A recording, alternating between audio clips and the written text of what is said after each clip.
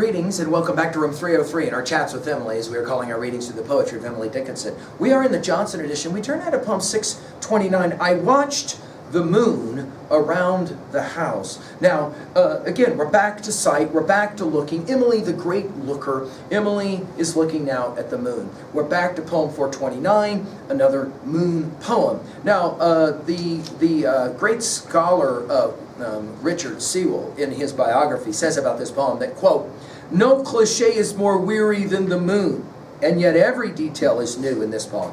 Every image precisely realized. It's almost as if Emily is taking pictures, photographs, and then telling us what the moon actually is." It's going to be a fun poem to read. Our assumptions are that you are following our stuff at LearnStrong.net. Down that left-hand side, chats with Emily, our playlist. I'm hopeful you've worked through our set of introductory comments talking about Emily as a lover of nature. And I'm hopeful as well that you've already worked through the preceding 628 poems. We just finished with 628, They Called Me to the Window. And if you have done that work, then you know that Emily often is going to tell us what it is that she's seeing. Only what she sees is not what she sees, just like the last poem. She's seeing things that aren't there, and yet somehow, for her, in her imagination and her poetic genius, are there. Now, the message of this poem is going to be interesting. She seems to be almost suggesting that the moon isn't somehow indifferent to us. That is to say, the nature of poem 620, back to that one again. In this poem, many have said, Emily is anything but a transcendentalist. There is no attempt to join with nature in this poem, but rather there's a clear break. Dare we say it? A head gets chopped off. You'll never see the moon again the same way, a full moon, after you've read this poem. What would it be like if a head got chopped off and then floated into the sky and became the moon? Whoa, what an interesting image. Let's play the game. I watched the moon around the house until upon a pane she stopped, a traveler's privilege for rest, and thereupon I gazed as at a stranger.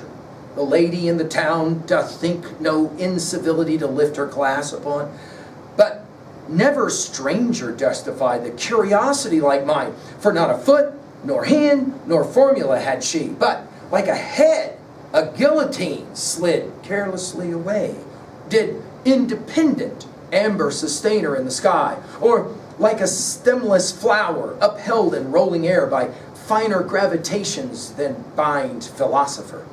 No hunger had she, nor an inn her toilette to suffice, nor avocation, nor concern for little mysteries as harass us, like life and death and afterwards, or nay, but seemed engrossed to absolute with shining in the sky. The privilege to scrutinize was scarce upon my eyes, when, with a silver practice, she vaulted out of gaze, and next I met her on a cloud, myself too far below to follow her superior road, or its advantage, blue.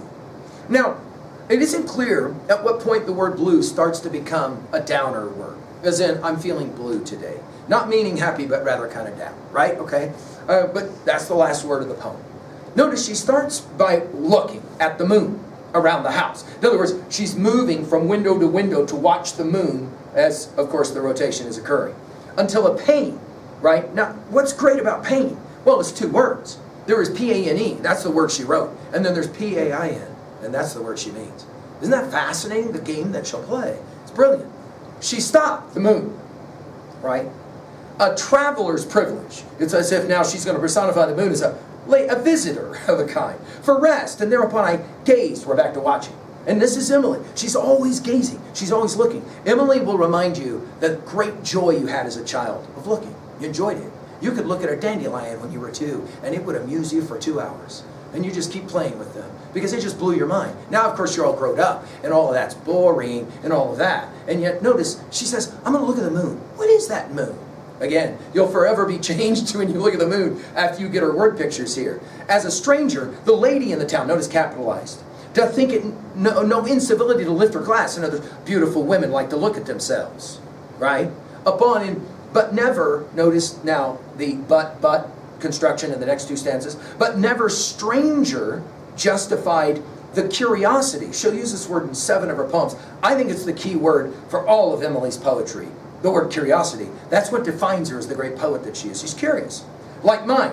For not a foot, nor hand, nor formula. I want you to notice all the trinities of this poem. They keep coming, these threes, right? Not a foot, nor hand, nor formula had she. But, and now, is this the simile of all similes? I mean, have you ever imagined that the moon is a severed head because a guillotine cut off the head, but then the head floated, like that lock of hair in Pope's Rape of the Lock, flows up to become a celestial object in the sky. But like a head of guillotine, slid. I think the word carelessly is the key word of this poem. Nature doesn't care. Carelessly away.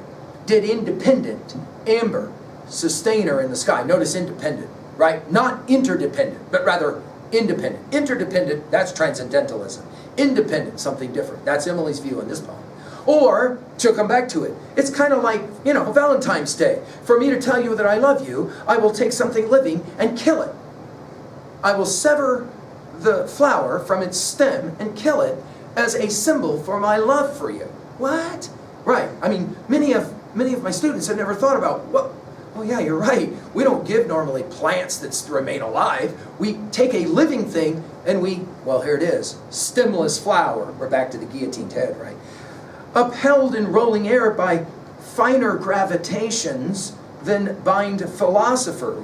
Is she thinking about Emerson here? In other words, all the thinking doesn't matter. There's the moon. No hunger had she, nor an inn. Her toilette, we're back to the mirror, right? Her toilette, that word takes us back to poem 485. To suffice, nor avocation, nor concern. See, we're back to carelessly, right? Nature doesn't care.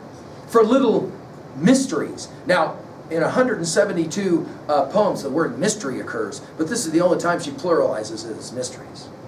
As harass us, you'll remember harass from 226. Like, what is it that we concern ourselves with? Well, moon doesn't care about what? Life, death, afterwards, or nay, but seemed, right? Again, notice the trinities of that. Life, death, afterwards. But seemed engrossed to absolute with shining in the sky. Of course, we're going to get to blue at the end of the poem. The privilege to scrutinize was scarce upon my eyes. I had nothing to say on this one, she says.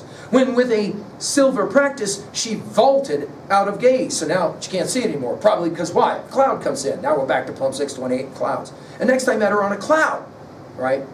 Myself too far below to follow her superior road, or its advantage. Now, we're going to come back to this poem when we hit 737 and 1528, other moon poems, and we're going to enjoy that study.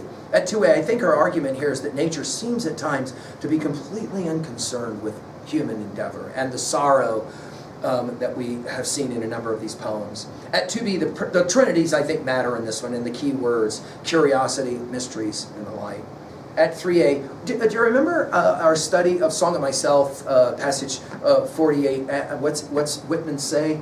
Be not curious about death, for I am curious about each, am not curious about death. This idea of curiosity is, I think, central to defining what a great poet is. And finally, at 3b, what's the time when you struggled with the mysteries of life? And will you ever look at the moon the same way again? A severed head. Thank you.